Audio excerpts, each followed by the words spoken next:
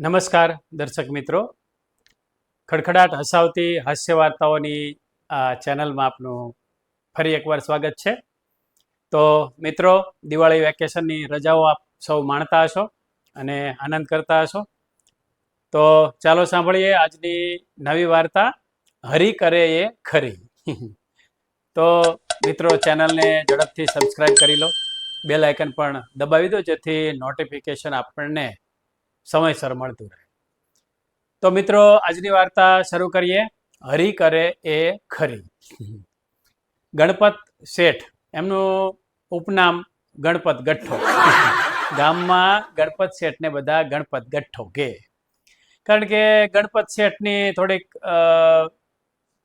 રીતભાત એ ટાઈપની અને થોડોક સ્વભાવ કરકસર્યો, કોઈની વાતમાં આવી ના જાય, કોઈને ઝડપથી કાંઈ પૈસા આપે નહીં, એટલે એમનું નામ ગઠ્ઠો પડી ગયેલું.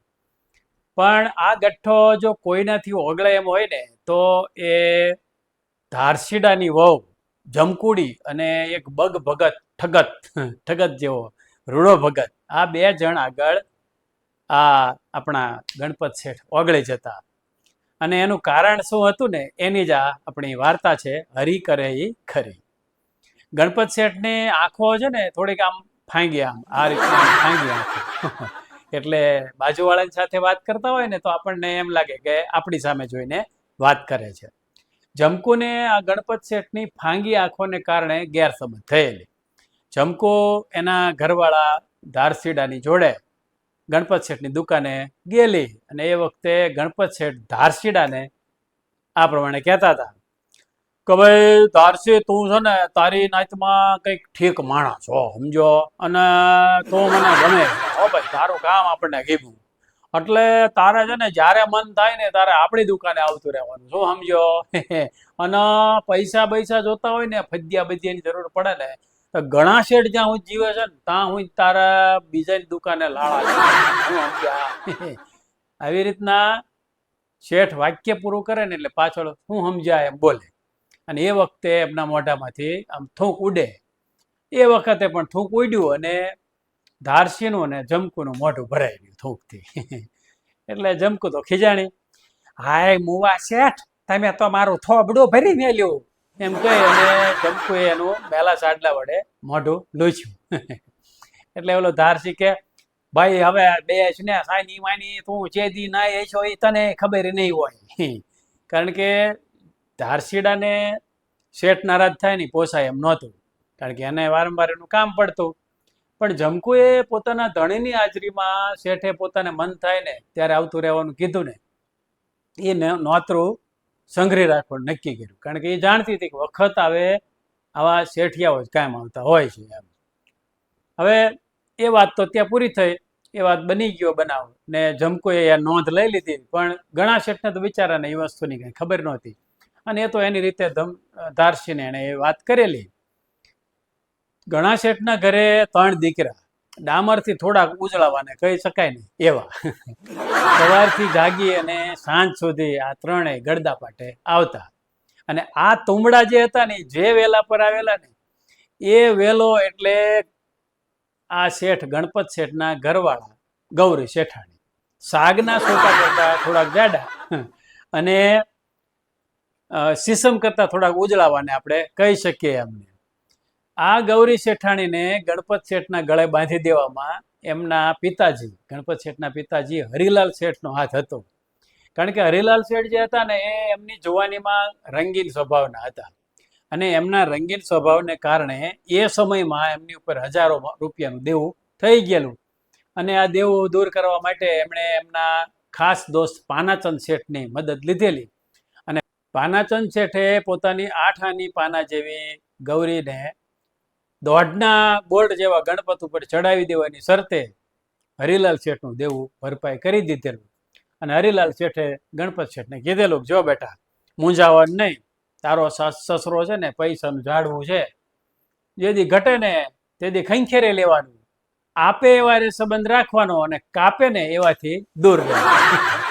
પણ ગણપત શેઠે તો એવી કાંઈ શિખામણ કાને ધરેલી નહીં, અને હરિલાલ શેઠનો રંગીન સ્વભાવ હતો એ મુજબ એમનો જાજરમાન પલંગ હજી પણ દુકાનના પાછળના ભાગમાં ગાદી વગરનો શોભતો પડી રહેલો છે. પણ ગણપત શેઠ તો બિચારા એની ઉપર કોઈ દી બેઠાય નથી. ગણપત શેઠ તો દુકાનના કામને જ ઓળખતા અને એ સિવાય બીજા કોઈ કામની ગણપત શેઠને ખબર નહોતી. હવે આ ગણપત શેઠ જમકુ અને રૂડિયાના ક્લચમાં કેવી રીતે આવી ગયા ને એની આપણે વાત કરવાની છે. અને એ જ આ વાર્તા છે હરી કરે ઈ ખરી. બનેલું એવું કે એક દિવસ ખરા બપોરે સીમનો ઊનો વાયરો ગામમાં વંટોળિયો બની અને ધૂળ ઉડાડતો હતો. એવે સમયે ઘણા શેઠ થડા ઉપર ગાદીને ટેકે વામકુક્ષી કરતા કરતા બપોરના ભોજનનો આનંદ આમ માણતા માણતા કાગા નીંદર માણી રહેલા. એ વખતે કોઈ દોડા દોડ દુકાનમાં પેઠું અને ઘણા શેઠ ઝબકીને જાગ્યા ત્યાં તો મારો પકડો એમ કરતું કરતું 50 માણસોનું ટોળું દુકાન તરફ આવ્યું. એટલે ગણપત શેઠે આમ આળસ મરડી એટલે હાથ આમ લાંબો કર્યો ને એટલે ટોળાનો જે આગેવાન હતો ને એ એવું સમજો કે આપણો જે શિકાર છે ને એ સામેની દિશામાં ગયો છે એટલે ટોળું એ તરફ જતું. ગણપત શેઠ ઊભા થઈ અને દુકાનમાં તપાસ કરી તો બાજરીની ગુણની પાછળ લપાયેલો એક નારી દેહ એમને જોવા મળ્યો. એટલે ગણપત શેઠ કે અલી એ કોણ છો, ક્યાંથી ગુડાણી છો, બહાર નીકળે આમ રાડ પાડી ગણપત શેઠે. એટલે જમકુ જતી દોડીને પેસી ગયેલી દુકાનમાં તરત જ બહાર નીકળીને શેઠના પગે પડી ગઈ. શેઠ તમારી ગાવ સૌ તમારી શરણે આવી સૌ શરણે રાખજો પછાય અને એ ખાટકીના હવાલે ન કરતા નકર મને મારી મારીને મારા સોતરા કાઢી નાખશે પછાય એમ કહે ને તો કરગરી પડી. ઘણા શેઠે ફાંગી નજર જમકુની ચોળીમાં માંડ સમાતી એની છાતી ઉપર કરી અને કીધું કે તું તો ઓલા ધારશીડાની બૈરી કે નહીં, તો આ ટોળું શા હારું વાંહે થયું તું એ ભાંસો એમ કહી અને એમની ફાંગી નજર એમણે જમકુ ઉપર ઠેરવી.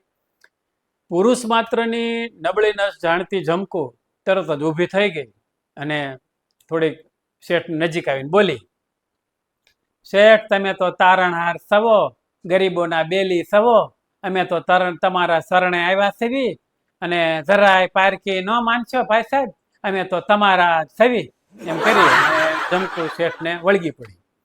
હવે શેઠને તો આવો કઈ અનુભવ નહીં બિચારાને અને આવી માદક અને કસાયેલી કાયાનો એમણે બિચારા ક્યારેય આસવ કરેલો નહીં અને શેઠ કાંઈ સમજે જમકુ વધારે કાંઈ માયાજાળ બિછાવે એ પહેલા દુકાનના ઓટલેથી અવાજ પડ્યો, કાં ઘણા શેઠ ખાંડ ચીમ આપી. દુકાને આવેલા રૂડા ભગતે જમકુને અને ઘણા શેઠને બથ ભરીને ઉભેલા જોઈ લીધા એટલે તરત કીધા, હા બપોરા હાલતા લાગે. હા ભાઈ હા છે, હુકા ભાઠાના પ્રવાસીને લીલી વાડીનો નેતો હોય જ ને બાપલા. હરી કરે ખરી, ઠીક લ્યો તારે બપોરા કરી લ્યો, હું કલાક પછી આવું, કાંઈ વાંધો નહીં ઘણા શેઠ. આ જીભ ઉપર હાકરના ગળ પણ ન હુકાવા દેતા એટલે શું છે કે બહુ આડી ઓળી નહીં થવા દેવી એમ કહી અને ઘણા શેઠે જમકુ સામે જોઈ અને આમ નેજવું કર્યું.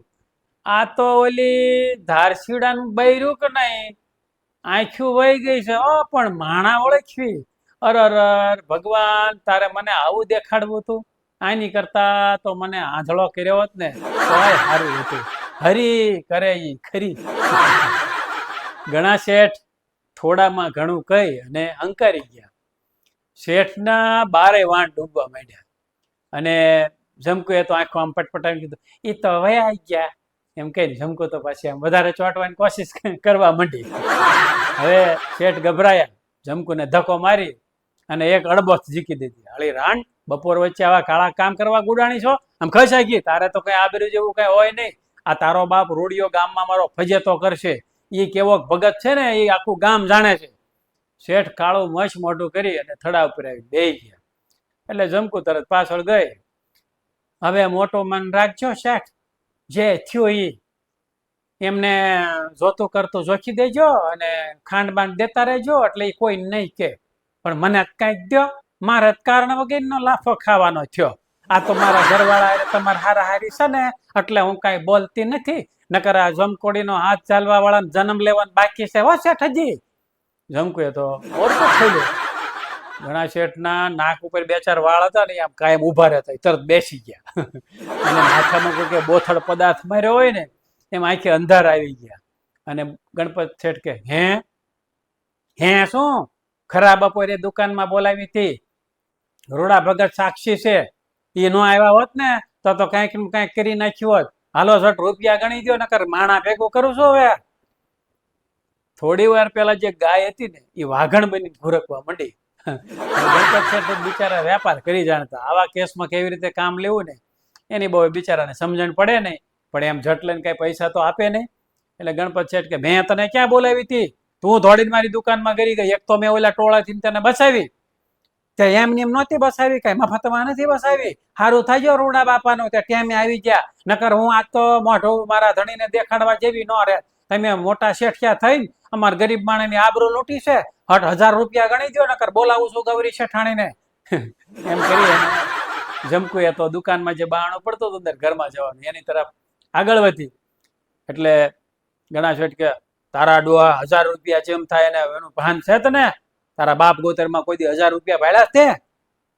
1000 ન હોય તો 500 દો, પછી 500 દેજો, હળવે હળવે કરીને દઈ દેજો. ઘણા શેઠને એનો હળિયો ટીચી નાખવાનું મન થયું. તારા બાપ પાસેથી હું ઉછેના લાવ્યો છું તે હળવે હળવે કરીને દઉં? ઘણા શેઠે ખીજાણા. પણ જમકુ હવે આ તકનો લાભ લીધા વગર રહે એમ હતી નહીં. ઘણી બધી માથાકૂટને અંતે ઘણા શેઠે 100 રૂપિયા તો દેવા જ પડ્યા. બસ તે દિવસથી આ જમકુ અને રૂડિયો ભગત બંને ઘણા શેઠની દુકાનમાં આવી અને જે જોતું હોય લઈ જાય. અને રૂડા શેઠ તો પછી ખાંડ ને બદામ ને ઘરમાં વાપરવાની ચીજ વસ્તુઓ બધું મીડિયા ઉપાડી જવા. અને જમકુ ગમે ત્યારે આવીને 50 રૂપિયા 100 રૂપિયા લઈ જાય અને ક્યારેક ક્યારેક વળી દુકાન વાળી આપવાનો ઉપકાર કરે. ગામ વિચારમાં પડી ગયું કે આ ગણપત ગઠ્ઠા જેવો ગઠ્ઠો આ બે ઉતારની આગળ કેમ ઓગળી ગયો છે. એમ ગણપત શેઠે બિચારે એમ વિચાર્યું કે ગામમાં ખોટી વાતું થાય અને આપણે આબરૂ જાય એની કરતા થોડીક ખોટ ખાઈ લેવી સારી. એમ કરીને આ બેને પૈસા જે જોતું હોય એ આપ્યા કરે. હવે ગૌરી શેઠાણી જે હતા ને એ હોશિયાર હતા, એમને ખ્યાલ આવી ગયો. કારણ કે ગણપત શેઠ બિચારા રોજ ચિંતામાં થોડાક આમ રહે ઉપાધિમાં, એટલે નારાજ રહ્યા કરે. એટલે એમણે તપાસ કરી. ગણપત શેઠને પૂછ્યા વગર આખો મામલો એમણે જાણી લીધો. અને બીજા દિવસે જ એમનો ગણપત શેઠનો સાળો મૂળચંદ વાત બધી સમજીને આવી ગયો. ગણપત શેઠને દુકાનમાંથી રજા ઉપર ઉતારી દેવામાં આવ્યા અને મૂળચંદે થડા ઉપર આસન લીધું. અને ત્રીજા દિવસે ખરા બપોરે સાદ પડ્યો, હરી કરે ઈ ખરી, એ ભાઈ કિલો ખાંડ જોગજો અને 2 કિલો બદામ જોગજો. હમણાં શું છે કે બદામ પાક બનાવીને ખાવ ને તો યાદ શક્તિ હારી રહે ને, તો ઓલું બપોર વાળું કોઈને કહેવાય ન જાય. હરી કરે ઈ ખરી. મૂળચંદ શેઠે જોયું તો રૂડા ભગત ઠેલી લઈને આવી પહોંચેલા. એટલે મૂળચંદ શેઠને બધી ખબર તો હતી જ, એટલે ઓળખી ગયો. તમે રૂડા ભગત નહીં? હા હો, હું રૂડા ભગત. તમે કોણ ભાઈ? અને ઘણા શેઠ ક્યાં ગયા? કે એમને હવે તબિયત સારી રહેતી નથી ને એટલે રજા ઉપર ઉતારી દીધા છે, હમણાં હવાફેર માટે મોકલ્યા છે. પણ તમારે જે જોતું કરતું હોય ને એ દેવાનું કીધું છે મને તમ તારે. હો હા હા ભાઈ, એ તો મારે અને ઘણા શેઠને સંબંધ જ એવો છે, સમજ્યા? લાવો તારે જે મેં માગ્યું ને એ દો. કે તમે હમણાં કઈક ઓલું બોલ્યા ને બપોર વાળું કઈક કોઈને કહેવાય ન જાય, એ શું? હવે ભાઈ એ તો હું અને ઘણા શેઠ બે જાણીએ, તમારે એ બધી લપમાં પડવાની કઈ જરૂર નથી. તમે તમતારે જે કહો એ દો ને સાના માના. મૂળાએ થોડોક મૂળ કાઢવાનો પ્રયત્ન કર્યો પણ રૂડા ભગતે કઈ મગનું નામ મરી ન પાડ્યું. એટલે મૂળચંદ શેઠે તરત લાવો ઠેલી ભગત, થોડીક ખાંડ ઘટે એમ છે, બદામ થોડીક દુકાનમાં ઓછી છે તો અંદરથી લેતો આવું. મૂળચંદ શેઠ અંદરથી જઈ અને 5 કિલો ખાંડ અને 5 કિલો બદામ લઈ અને ડઝન સાબુ ને એવું બધી વસ્તુ લઈ અને આવ્યા. અને રૂડા ભગતને કે લ્યો ભગત, એક હામટૂટ લઈ જાઓ. તમારી જેવા ભગત માણાને વારે ઘડીએ અમારી દુકાને ધક્કો ખાવો પડે, એ કઈ વ્યાજબી ન કહેવાય ને. તમ તાર લઈ જાઓ ને એ દાબો બે બાબો. રૂડા ભગત તો અચરજ પામી ગયા. તમે ગણા શેઠની ગણતરી શેઠમાં નહીં રહેવાય દો. લાગે છે કે બધું દેવાળું ફૂંકાવશો, હરી કરે ઈ ખરી, એમ કરી અને રૂડા ભગત તો હંકારી ગયા. સાંજે 5-1 વાગે સુગંધી સાબુથી નાહી ધોઈ અને રૂડા ભગત ખાટલામાં બેઠેલા અને ઓશિકાને આમ ટેકો દઈને આરામથી એક વાટકામાં થોડીક બદામ લઈ અને એક બદામનો આસ્વાદ માણતા હતા. અને એ વખતે એમની ખડકી કોઈ દિવસ નો ખખડી હોય ને એટલા જોરથી મંડી ખખડવા હો. એટલે રૂડા ભગતે તરત રાડ પાડી, તારી ડોહી 12 હાખમાંથી ઉખડી જાય એટલી બધી સિદ્ધને ખખડાવે કોણ છો? રૂડા ભગતે અવાજ કર્યો એટલે પેલા ભાઈ જે ખખડાવતા હતા ને એને બમણા જોરે ખડકીને મંડ્યા ખખડાવવા. એ ભગતડા, ખડકી ખોલ જલ્દી, તારી જાતના ચોરટા, એમ કહીને ખડકી ઉપર પાટા મીડ્યો મારવા. એટલે ભગત તો તરત આમ બેઠા થઈ ગયા અને ઉતાવળે હાલવા ગયા ને એમાં બદામનો વાટકો વેરાઈ ગયો. જય અને ખડકીના દરવાજા ખોલ્યા ને એટલે 2 પોલીસના હવાલદાર ઉભેલા હો. અને એક જણે ફેરવીને ભગતને જે લાફો માર્યો ને, ભગત ગળોટિયું ખાઈને ફળિયામાં પડી ગયા. ભગતને મુસ્કેટાટ બાંધવામાં આવ્યા અને ખરા બપોરે ગણા શેઠની દુકાનમાંથી 5 કિલો ખાંડ ને 5 કિલો બદામ ને સાબુ બધું ચોરવાના આરોપસર પકડવામાં આવ્યા. આખા ગામમાં વરઘોડો ફેરવવામાં આવ્યો ભગતનો અને પછી ગણા શેઠની દુકાન પાસે લાવ્યા. એટલે ગણા શેઠ અને મૂળચંદ શેઠ 2 દુકાનના ઓટલા આવીને ઉભા રહ્યા અને બોલ્યા, હરી કરે ઈ ખરી.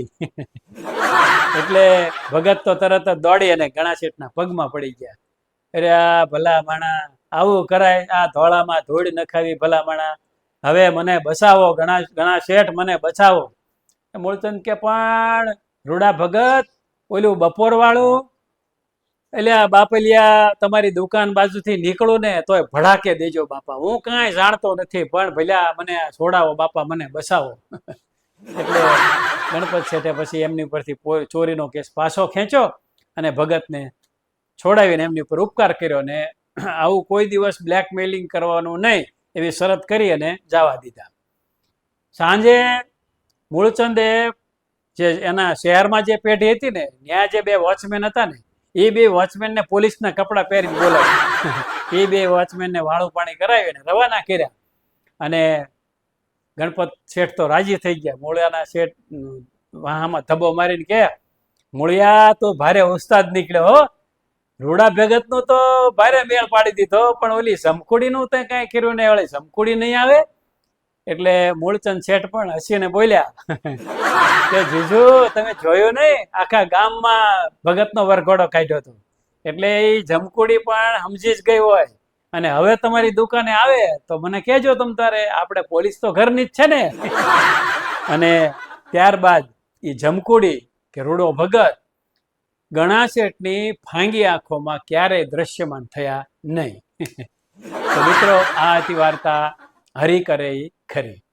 મફતનું કોઈનું લઈ લેવું અને કોઈને બ્લેકમેલિંગ કરવું, નિર્દોષ માણસને રંજાડવો, આ બધી બાબતો ક્યારેક ને ક્યારેક તો નડતી જ હોય છે, પણ ભગત જેવા ઠગતને પણ પરચો મળી જતો હોય છે. તો આશા રાખું છું મિત્રો આ વાર્તા આપને જરૂર ગમી હશે. ચેનલને સબસ્ક્રાઈબ ન કરી હોય તો સબસ્ક્રાઈબ કરી લેજો અને વાર્તા માણતા રહો. અને આ વાર્તાનો વિડીયો આપણા ગ્રુપમાં પણ શેર કરજો.